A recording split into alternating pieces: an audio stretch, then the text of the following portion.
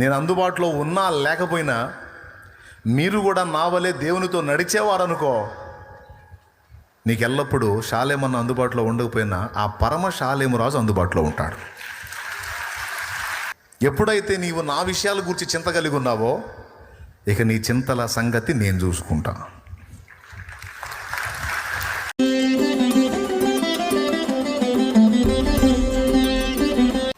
నువ్వు ఎదుర్కొంటున్నటువంటి పోరాటాలన్నిటినీ దేవుడు జోక్యం చేసుకొని డీల్ చేయడానికి కావలసిన మార్గాన్ని నీకు చూపిస్తా.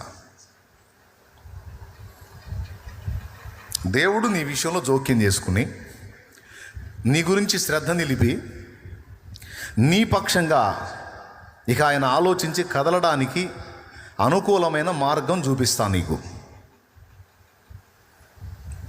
నేను జస్ట్ నీ మీద చేయించి ప్రార్థన చేసి ప్రభువా ఈ సమస్య తీసేయి అన్నాను అనుకో, నా ప్రార్థన దేవుడు వింటాడు, నీ విశ్వాసం కూడా ఫలిస్తుంది, నిజంగా సమస్య పోయిద్ది, బాగుంది. మళ్ళీ సమస్య రాదని గ్యారెంటీ ఏమైనా ఉందా? మళ్ళీ సమస్య వచ్చినప్పుడు మళ్ళీ నీకు అందుబాటులో నేను ఉండకపోతే, మరో సమస్య వచ్చినప్పుడు నీకు అందుబాటులో నేను ఉండకపోతే, కాబట్టి నీకు 100 సార్లు సమస్య వచ్చినా నువ్వే డీల్ చేసుకునే మార్గం నీకు చూపిస్తాను నేను. అది నా పాయింట్. ఇక షాలేం రాజు అనేవాడు అందినా అందకపోయినా నువ్వే డీల్ చేసుకోవచ్చు. అంటే నువ్వు ఎట్లా డీల్ చేసుకుంటావు అంటే, నువ్వు కాదు, దేవుడు నీ పక్షంగా కదులుతాడు. 100 సార్లు కాదు, 1000 సార్లు అయినా కదులుతాడు. ఆ మార్గాన్ని నేను నీకు అవగాహన కల్పించి వదలాలి. మీ అందరి సమస్యల కోసం నేనే ప్రార్థన చేస్తాను, పరిష్కారం వచ్చిద్ది అని మిమ్మల్ని అందరినీ నా ప్రార్థనకు అలవాటు చేశాను అనుకో, ఫుల్గా తేడా పడిద్ది వ్యవహారం. నేను మీకు అందుబాటులో ఉన్నంత వరకు ఓకే, నేను అందుబాటులో లేననుకో తేడా పడతాడు. నేను అందుబాటులో ఉన్నా లేకపోయినా మీరు కూడా నా వలే దేవునితో నడిచేవారనుకో, నీకు ఎల్లప్పుడూ షాలేమన్న అందుబాటులో ఉండకపోయినా ఆ పరమ షాలేము రాజు అందుబాటులో ఉంటాడు.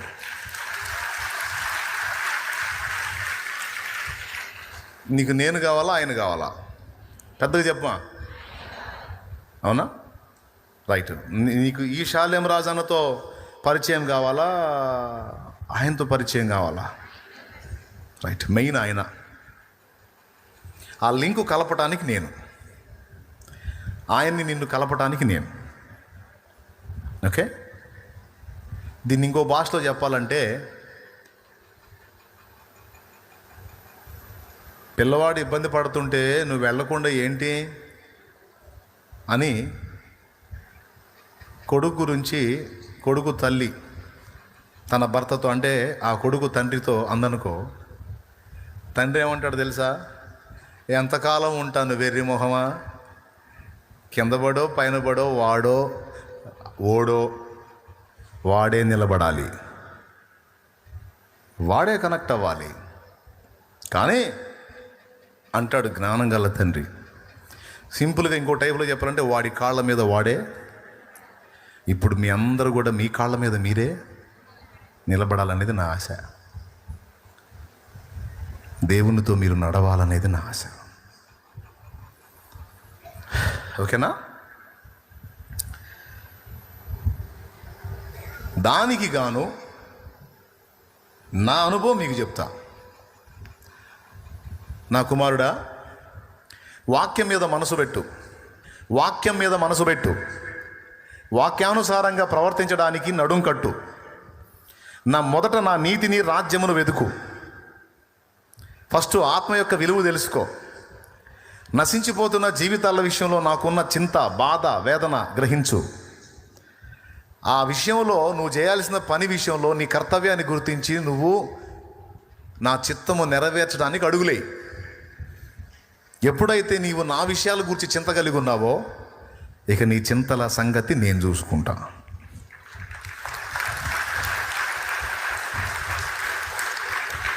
ఇక నీ బాధ్యతలు, నీ ఇబ్బందులు, నీ శోధనలు, నీ ఎక్సెట్రా నేను చూసుకుంటా. అయితే నువ్వు నువ్వు ఎదుర్కొంటున్నటువంటి పరిస్థితుల మీద దృష్టి పెట్టద్దు. నేనేది నీకు చెప్పానో దాని మీద మనసు పెట్టు.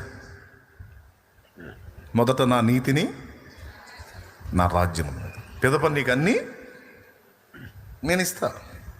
నీకేం కావాలో నాకు తెలుసు, ఎప్పుడు ఇవ్వాలో ఎలా ఇవ్వాలో నాకు తెలుసు, నేను ఇస్తా. ఇది సూత్రం. అందుకే గద్దించి స్వస్థత ప్రార్థనలు కూడా చేయను నేను. ఎందుకంటే చేయాల్సింది చేశాను అనుకో, ఎంత గొప్ప అద్భుతాలైనా జరగాల్సింది జరుగుతాయి అంతే. ఎంతమందికి అర్థమైంది? అది అది అది నా ధీమా. అది ఆదివారం రోజు రేపు మీరు చూడండి, ఎన్ని సాక్ష్యాలు వస్తాయో చూడండి. వాళ్ళ కోసం నేను ఎగిరి ప్రార్థన చేసి గందరగోళం చేసి కింద పడి దొలాడింది ఏమి ఉండదు. గ్లోరీ గ్లోరీ గ్లోరీ గ్లోరీ అని అరిసింది కూడా ఏమి ఉండదు. చెప్పాల్సిన మ్యాటర్ చెబుతా, చేయాల్సిన ప్రార్థన సింపుల్గా చేస్తా అంతే. దేవుడు కార్యాలు దేవుడు చేసుకుంటూ వెళ్ళిపోతుంటాడు. అంటే నేను చేయాల్సింది నేను చేస్తే దేవుడు చేయాల్సింది దేవుడు చేస్తాడు అన్నమాట. మీకు కూడా అదే చెప్తున్నా. వారు బయలుదేరి సువార్త ప్రకటించుతూ సంచారము చేశారట. వాళ్ళు సువార్త ప్రకటిస్తూ సంచారం చేస్తుంటే దేవుడు వాళ్ళ వెంట నడుస్తూ సూచక్రియల అద్భుతాలు వారి ద్వారా జరిగిస్తూ వాళ్ళందరినీ కూడా దేవుడు వాడుకున్నాడు. వాళ్ళల్లో అందరి పేర్లు రాయలేదు, కానీ స్టెఫను, ఫిలిప్పు ఇద్దరి పేర్లు రాశాడు. నీకు ఎనీ టైం దేవుడు నీ గురించి దృష్టి పెట్టి నీ మీద శ్రద్ధ నిలపాలి అంటే ఒకటే చిట్కా, నువ్వు ఎనీ టైం ఆయన మీద దృష్టి నిలిపి ఆయన మీద శ్రద్ధ పెట్టు. నీ కార్యాలను దేవుడు నెరవేర్చాలి అంటే దేవుని రాజ్య విస్తరణ కొరకు, దేవుని కార్యాల నెరవేర్పు కొరకు నువ్వు భారం కలిగి ఉంటావు. నీ పక్షాన దేవుడు కదలకపోతే అప్పుడు అడుగు. ఇంకా వేరే చిట్కాలు ఏం లేవు. నన్ను ఘనపరచు వారిని విశ్వసించు వారికి సమస్తము సాధ్యమే. కాబట్టి నువ్వు చేయాల్సింది ఏంటంటే ఇదే. నేను చేసింది అదే. అప్పుల పాలై ఉన్నా చాలా రకరకాల సమస్యలతో, కానీ ప్రభువులోకి వచ్చినాక వాటిని పెద్దగా నేను తీసుకోవాలా. అవమానం వచ్చిద్దేమో, ఎగతాళి జరిగిద్దేమో, అప్పులోళ్ళు ఏమన్నా అంటే వీటి గురించి నేను ఆలోచించాల. నా మైండ్ అంతా ఆత్మల రక్షణ కొరకు మళ్ళింది. ఎందుకంటే నమ్మింది నిజమైన దేవుణ్ణి. కహాని కాదు, రాయి గుట్ట చెట్టు పుట్ట కాదు, నిజమైన దేవుడు, మాట్లాడే దేవుడు, మనసున్న దేవుడు, ప్రాణం ఇచ్చిన దేవుడు, ప్రేమించే దేవుడు, రక్షించే దేవుడు, నిజమైన దేవుడు, భూమికి దేవుడు, ఆకాశానికి దేవుడు, సృష్టి మొత్తానికి దేవుడు, ఉన్నవాడు, అనువాడు, సజీవుడు, సర్వశక్తుడు, సర్వోన్నతుడు, మహోన్నతుడు, మనోహరుడు, సుందరుడు, అధికాంక్షణీయుడు, అడుగు వాటికంటే, ఊహించే వాటికంటే అత్యధికంగా దయచేయగలిగిన దేవుడు అనేది నాకు తెలుసు. నన్ను నేను ప్రేమించుకునే దానికంటే ఆయన నన్ను ఎక్కువ ప్రేమిస్తాడు.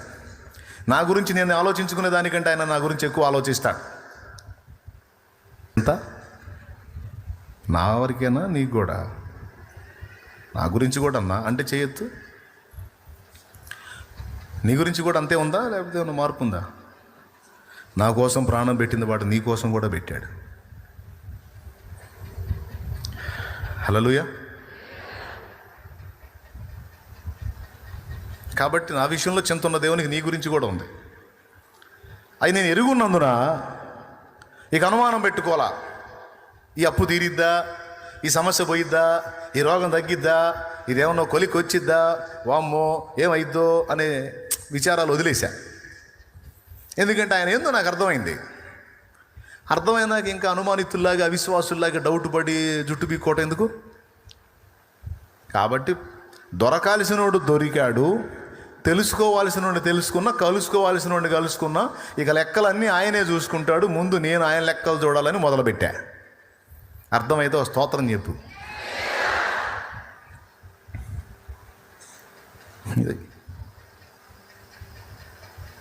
ఆదివారం దేవుని సన్నిధికి వెళ్ళి ఇంటికి వచ్చి పరిశుద్ధ గ్రంథం ముందేసుకొని చదవటం, ప్రార్థన చేయటం, పరిచయస్తులందరికీ యేసును పరిచయం చేయడం మొదలుపెట్టా. ఈరోజు మీకు ఒక మాట చెప్తా. యెరూషలేములో ఉన్న ఒక చర్చ్ అంటే సంఘం చెదరగొట్టబడితే ఆ ఒక చర్చి కాస్త అనేక చర్చిలుగా మారిందని చెప్పాను. ఓకేనా? ఈరోజు నిన్ను కూడా ఒక మందిరంగా దేవుడు డిజైన్ చేశాడు, నిర్మించాడు. నీ ఇంటి పక్కన, బాగా వినండి, ఇది కీలకమైన మాట, చర్చికి రావడానికి ఇష్టపడని అన్యజనులు కూడా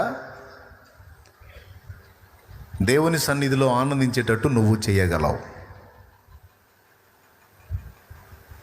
చర్చికి రావడానికి ఇష్టపడని అన్యజనులకు కూడా దేవుని సన్నిధిలో ఆనందించినట్లు నువ్వు చేయగలవు. సింపుల్. నువ్వు సహజంగా ఇంటి పక్కన ఉన్నటువంటి వ్యక్తులకి దేవుని గురించి ప్రకటించి, ఎందుకంటే మీలో అందరూ కాకపోయినా కొంతమంది మంచి విశ్వాసులు ఉన్నారు. ఇక వాళ్ళ మైండ్ అంతా కూడా నశించిపోతున్న ఆత్మను రక్షించాలనే చింతే ఉంటుంది. ఏ విధం చేతనైనా ఒక ఆత్మని కాపాడాలన్న రందే ఉంటుంది. వాళ్ళ బాధలు, వాళ్ళ ఇరుకులు, వాళ్ళ ఇబ్బందులు, వాళ్ళ సమస్యలు, వాళ్ళ నిందలు, వాళ్ళ అవమానాలు, వాళ్ళ అప్పులు, వాళ్ళ తెప్పులు ఏం పట్టవు. ఎందుకని పట్టవంటే నమ్మిన వాడిని ఎరుగుదురు గనుక వాటి గురించి వాళ్ళకి భయం లేదు. నిజంగా వాళ్ళు నమ్మినట్టే కార్యాలన్నీ దేవుడు కూడా అంతే చేస్తుంటాడు. ఇక వాళ్ళ చింతంతా పక్కనున్న అన్యజనుల రక్షణలోకి నడిపించాలనే. సేవకుల గురించి నేను చెప్పట్లా, విశ్వాసుల గురించి చెప్తున్నాను నేను. ఎవరి గురించి? దేవునికి స్తోత్రం.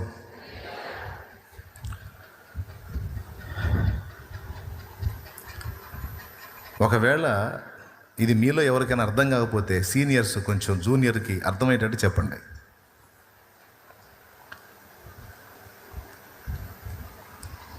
నా గురించి నేను ఆలోచించడం మానేశా, నా ఇంటి గురించి ఆలోచన మానేశా, అనేక మందిని కాపాడాలి అనే పిచ్చిలోకి వెళ్ళిపోయా.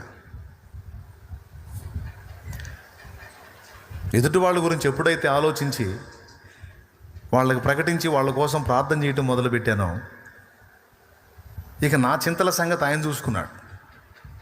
నాకు స్వేచ్ఛా స్వాతంత్ర్యాలను ఇచ్చాడు మహానుభావుడు. బాగా వినండి. ఇప్పుడు ఇంత చెప్పిన తర్వాత కూడా నీ అప్పుల గురించి, నీ బాధల గురించి, నీకు పిల్లలు లేరని, నీ ఇంట్లో వ్యక్తులు మారలేదని, లేకపోతే ఏదో సమస్యలు పెట్టుకొని ఆలోచిస్తున్నావా? వదిలేసావా? వదిలేసానా అంటే చేయొద్దు. వదిలేసావా? వదలలేదా? వదలకుండా అంతే పెట్టుకుంటే నేను చేయగలిగింది ఏం లేదు. దేవుడి మీద నీకు విశ్వాసం ఉంటే ఇప్పుడే వదిలే. దేవునికి మహిమ. వదిలే, ఆయన చూసుకుంటాడు. ఆయన వదిలేయమన్నది వదిలే, ఆయన చేయమన్నది చేయి. అదే ఇది. అదేంటిదంటే, నా ఇంటి పక్కన వాళ్ళు కూడా దేవుని సన్నిధిలో ఆనందించేటట్టు చేయొచ్చు, అన్యులు కూడా నేనన్నా. ఏ మాటతో అన్నానంటే, వాస్తవంగా వాళ్ళు చర్చికి రావాలి. వాళ్ళు చర్చికి రానప్పుడు చర్చియే వాళ్ళ దగ్గరికి వెళ్ళాలి. ఇది నా పాయింట్. ఈ చర్చి వాళ్ళ దగ్గరికి ఎట్టబోయిద్ది? అన్యజనుల దగ్గరికి. మీ ఇంటి పక్కన ఉన్న సుబ్బాయమ్మ దగ్గరికి తండ్రి సన్నిధి మందిరం పోయిద్దా? మీ ఇంటి పక్కన ఉన్న వెంకట్రావు దగ్గరికి తండ్రి సన్నిధి మందిరం పోయిద్దా? మరి చర్చి అక్కడికి పోవాలంటావు అంటే ఎలానో తెలుసా? నువ్వు వెళ్ళి కలిస్తే ఇంటి దగ్గరికి వెళ్ళినట్టే. ఎందుకో తెలుసా? ఇదొక దేవాలయం అయితే కదులుతున్న దేవాలయం నువ్వు. ఒక్కసారి 1 కొరింథీ 3:16, 6:19 బైబిల్ది. 1 కొరింథీ 3:16, 6:19 ఒక్కసారి చూడు తొందరగా. చదువు వచ్చిన వాళ్ళు తీయండి. మీరు దేవుని ఆలయమై ఉన్నారనియు దేవుని ఆత్మ మీలో నివసించుచున్నాడనియు మీరు ఎరుగరా? చర్చిలో ఎవరున్నారండి? నాకెళ్ళి చూసి చెప్పండి. చర్చిలో ఎవరున్నారు? పెద్దగా చెప్పండి. అది కదా సౌండ్. దేవుడు ఉన్నాడు. చర్చిలోంచి మనం బయటికి వెళ్తే, రోడ్డు మీద మనం తిరుగుతుంటే, ఆ రోడ్డు మీద దేవుడు ఉన్నాడా? బజారులో మనం తిరుగుతుంటే బజారులో దేవుడు ఉన్నాడా? చర్చిలో దేవుడు ఉన్నాడు. ఇంకో చోట ఏడున్నాడు తెలుసా? నీలోనే ఉన్నాడు. అది వాక్య సత్యం. ఎవరిలో? మారు మనసు పొంది, పాపక్షమాపణ నిమిత్తం బాప్తీసం పొంది, పరిశుద్ధపరచబడి దేవునికి చెందిన వ్యక్తివైన నువ్వు, క్రీస్తు రక్తములో కడగబడిన నువ్వు, జీవగ్రంథంలో పేరు సంపాదించిన నువ్వు, నీలో దేవుని పరిశుద్ధాత్మ నివాసం ఉన్నాడు. నీలో ఆయన ఉన్నాడు. నువ్వు ఎక్కడికి వెళితే అక్కడ దేవుని సన్నిధి వస్తుంది నీతో పాటు. నీలో ఉండి ఆయన నువ్వు ఎడు తిరిగితే అటు నీతో పాటు ఆయన వస్తున్నాడు. ఒక అన్యజనుడి దగ్గరికి నువ్వు వెళ్ళావు అనుకో, నీలో ఎవరున్నారు? ఇప్పుడు ఆ అన్యజనుడు ఎవరి సమక్షంలో ఉన్నాడు? దేవుని సమక్షంలోనే ఉన్నాడు. నేను రాగానే మీ అందరికి వందనాలు చెప్తా. ఎందుకో తెలుసా? మీరు కూడా దేవుని సంఘం, దేవాలయం కాబట్టి, మీ అందరిలో కూడా ప్రభు ఆత్మ ఉన్నాడు కాబట్టి భయంతో చెప్తా. కొంతమంది కాదు, దేవుని ఆత్మ మీలో ఉన్నాడు అందుకు చెప్తా. ఓకేనా? ఇప్పుడు గమనించండి, దేవుని సన్నిధిలో నుంచి మీరు వెళ్ళినప్పుడు దేవుడిని వదిలేసి వెళ్ళట్లా, దేవుడు మీతో వస్తున్నాడు. ఇప్పుడు ఒక అన్యజనుడి దగ్గరికి నువ్వు వెళ్ళావు అనుకో, నీతో పాటు దేవుని సన్నిధి వాని దగ్గరికి వస్తుంది. తను చర్చికి రాలా, కానీ నీ దగ్గరకు వచ్చి సహవాసం చేస్తున్నాడు. తమ్ముడు, చెల్లి, తను చర్చికి రావట్లా, కానీ ఆమె నీ దగ్గరకు వచ్చి సహవాసం చేస్తుంది. కనీసం నీతో సహవాసం చేసిన ఆమె చర్చిలో కలుస్తున్నట్టే. ఎందుకంటే నువ్వే చర్చి కాబట్టి, నువ్వే మందిరం కాబట్టి. ఈ కీలకమైన మాట మీ అందరి హృదయాల్లో ముద్రితం కావాలని నా బాధ. అందరి హృదయాల్లో రావాలా? ఎవరికి వాళ్ళు తనలో దేవుని సన్నిధిని గుర్తుపట్టాలా? తమ తోటి వారి విషయంలో తమకున్న బాధ్యతను గుర్తుపట్టాలా? ఒక దేవుని ఆత్మ సంబంధిగా వారి కోసం రిస్క్ చేయాలా? దేవుని మాటే కాదు, వారికి దేవుని శక్తి ఏమిటో కూడా చూపించాలా? ఈ మందిరానికి రాకముందు వాళ్ళు నీ మందిరంలో నిన్ను కలుసుకుంటారు. ఈ మందిరానికి రాకముందు వాళ్ళు నీ మందిరంలో నిన్ను కలుసుకుంటారు. ఫస్ట్ వాళ్ళు నీ దగ్గరకు వస్తారు. నీ దగ్గర దేవుని శక్తిని అనుభవించిన తర్వాత, దేవుని వాక్ ప్రత్యక్షత పొందిన తర్వాత నువ్వు వెళ్ళే ఈ సహవాసానికి అప్పుడు కలుస్తారు వాళ్ళు. ఈరోజు ఇంత పెద్ద సహవాసం, ఇంతమంది ప్రజలు అలా వచ్చిన వాళ్ళే. వారు నా ఎదుటికి రాకముందు నా ఆత్మీయ బిడ్డల్లో ఉన్నటువంటి దేవుణ్ణి వాళ్ళు ఆరాధించారు. నా ఆత్మీయ బిడ్డల్లో దేవుని శక్తిని వాళ్ళు అనుభవించారు. ఆత్మీయ బిడ్డల్లో కొంతమంది వెళ్ళి వాళ్ళ కోసం ప్రార్థనలు చేశారు. వాళ్ళు రోగులుగా ఉన్నప్పుడు వాళ్ళకు నూనెలు రాసి ప్రార్థన చేసి, స్వస్థతా కార్యం, దైవశక్తి అనేది వాళ్ళకి రుచి చూపించి, ముందు వాళ్ళని అక్కడ దేవునికి కనెక్ట్ చేసి ఆ తర్వాత ఇక్కడ దాకా తీసుకొచ్చారు. షాలేం రాజన్న ప్రార్థన చేసి దేవుడు స్వస్థత కార్యాలు జరిగిస్తే వచ్చిన వాళ్ళు కాదు. షాలేము రాజన్న ఆత్మీయ పెంపకంలో ఎదిగిన బిడ్డలు ప్రార్థన చేస్తే స్వస్థతలు జరిగి వచ్చిన వాళ్ళు చాలామంది ఉన్నారు.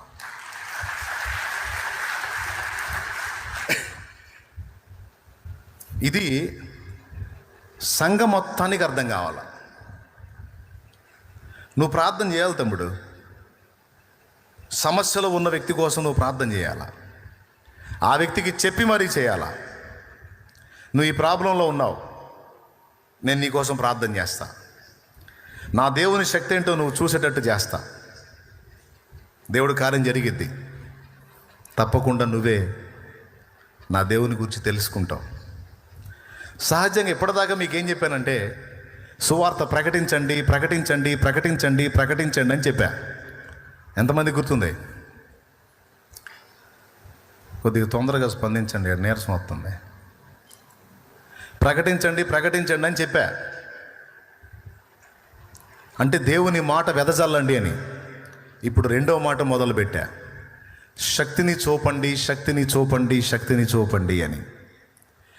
ప్రకటించడం ఎంత అవసరమో దేవుని శక్తి ఒక వ్యక్తి చూడటం కూడా అంతే అవసరం.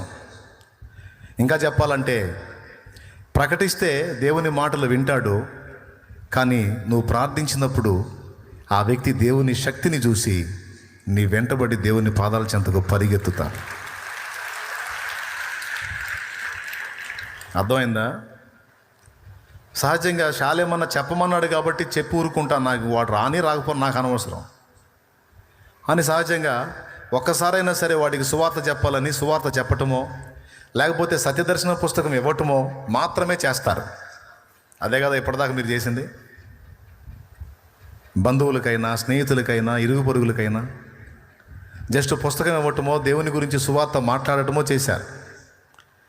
ఇప్పుడు ఇంకొక సంగతిని దేవుడు నీ దృష్టిలోకి తీసుకొస్తున్నాడు. అదేంటంటే ఒట్టి మాటలే కాదు, దేవుని శక్తిని వాళ్ళు చూచున్నట్లు వాళ్ళకి చెప్పి ప్రార్థన చేయాలి. నువ్వు ఏ సమస్యతో వారున్నా వారికి నువ్వు దేవుని బట్టి విశ్వాసాన్ని బట్టి భరోసా ఇచ్చి, ఇదిగో నువ్వు ఈ సమస్యలో ఉన్నావు నాకు చెప్పావు కదా, దీని గురించి నీకు పరిష్కారం లభించినట్లు నేను నీ కోసం ప్రార్థన చేస్తా, ఈరోజు డేట్ వేసుకో, దీని గురించి నీకు పరిష్కారం వచ్చినట్లు నేను నీ పక్షంగా మొర్ర పెడతా, నీకు సమాధానం వచ్చినప్పుడు నాకు తెలియజేయి అని ఆ రోజు నుంచి ప్రార్థన మొదలుపెట్టు తమ్ముడు. ఆ వ్యక్తి కోసం మధ్య మధ్యలో పలకరిస్తూ ఉండు, కలుస్తూ ఉండు. ఆ వ్యక్తి కోసం నువ్వు ప్రార్థన చేస్తున్నావని, ఆ వ్యక్తి విషయంలో నువ్వు ఆసక్తి కలిగి ఉన్నావు అన్న సంగతి వానికి అర్థమైంది కనుక తప్పకుండా నీకు ఆన్సర్ చేస్తూ ఉంటా. దానివల్ల ఏం జరిగిందంటే ఫెలోషిప్ ఏర్పడిద్ది, సహవాసం ఏర్పడిద్ది, స్నేహం ఏర్పడిద్ది. కొద్ది కాలానికి దేవుని శక్తి కూడా ఆ వ్యక్తి చూసే కార్యం జరిగిద్ది. ఆ కార్యం చూసిన నాడు తనే నీ దగ్గరికి వచ్చి అడుగుతాడు, అన్నా నువ్వు అన్నట్టే కార్యం చేశాడు దేవుడు, యేసయ్య కార్యం చేశాడు. ఆ పాస్టర్ సంగతి ఏమో నాకు తెలియదు, నీ బోధకుడు సంగతి ఏమో నాకు తెలియదు, కానీ నీ ప్రార్థన విని నాకు జవాబిచ్చాడని మాత్రం తెలుసు. నాకు కొడితే గట్టిగా, నీ ప్రార్థన విని జవాబిచ్చాడని మాత్రం నాకు స్పష్టంగా అర్థమైంది. చెప్పు, నన్ను ఏం చేయమంటావు, ఎక్కడికి రమ్మంటావు? ఎందుకంటే నేను చూశానన్నా, నువ్వు ఎక్కడికి రమ్మంటే అక్కడికి వస్తా. ఇంకెక్కడికి? పతా చర్చికి. అప్పుడు ఒక ఆత్మ దేవుని సన్నిధికి నడిపించబడి నీ ద్వారా దేవుని శక్తిని రుచి చూసింది, కొన్ని దేవుని మాటలు వింది. ఆ తర్వాత ఇక్కడికి వచ్చిన తర్వాత మరికొంత అవగాహన పొందుతుంది. వెరసి పరిపూర్ణత చెంది నీ వలె ఎదుటి వాళ్ళని రక్షించడంలో ఆ ఆత్మ కూడా భారం తీసుకుంటుంది. ఇది ప్రాసెస్.